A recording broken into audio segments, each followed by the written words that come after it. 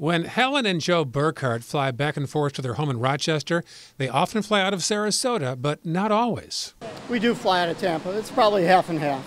The Burkharts say they're sometimes willing to drive farther to save more money. No, just it seems like off-season we can get a pretty comparable flight. In season, it probably doubles. But even though it seems a lot of passengers bypass Sarasota to save money elsewhere, the SRQ Airport director says the airplanes are full leaving Sarasota, so airlines can afford to keep the prices high. So prices won't come down until enough passengers say, I'm not going to pay this. Right. CEO Rick Piccolo says, keep in mind, airlines set the prices, not airports. And there's one other misconception that frustrates him about higher prices at SRQ. Is you constantly hear, well, if the airport would lower its landing fees and space rent, they'd have more service because they charge more than Tampa and Fort Myers. In actuality, our rents and our landing fee are anywhere from 40 to 75% less than both those airports. Piccolo says it all comes down to numbers. So all this is basic supply and demand economics. You have a community up in Tampa that has about 3 million people in its catchment area. We have about 1 million. You have about 1 million down in the Fort Myers area as well, but there's no other airport close to them like there is to ours. So we are basically right in the middle of all this, so we're surrounded by 5 airports. So we're in a very competitive environment. It is competitive. In fact, look at the very different numbers for the past year.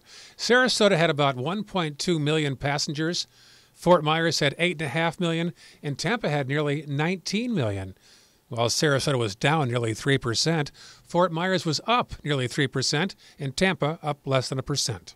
Even though it is a constant challenge to compete against Tampa, Orlando, Miami, even Fort Myers and Punta Gorda, Piccolo says, make no mistake, SRQ is not in a holding pattern. And that's not all.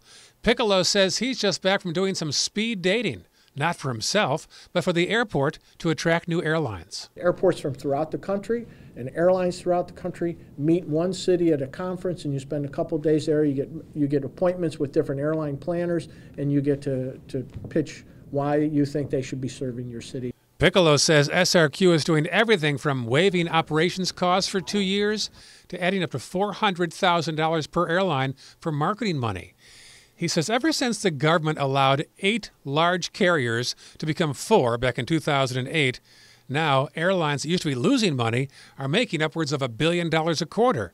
He says now the playing field is simply different. So now they're doing all they can to make the airport itself more pleasing for passengers. We've just finished renewing the entire interior of the terminal and the exterior outside of the jet bridges, which is the next phase that's going to start now. We redid the entire curbside.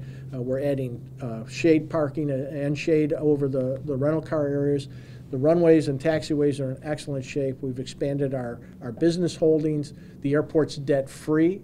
Would we like to see more air service like the rest of the community? Yes. But I have to remind the community that if you want a Tampa International Airport level of service, then they're going to have to change their mindset because they're going to need about 2 million more people here. So they better not be protesting any developments that are going to be done, because that keeps people from coming here. I often say to people, if you want the service of a Tampa, you're going to need to be like Tampa.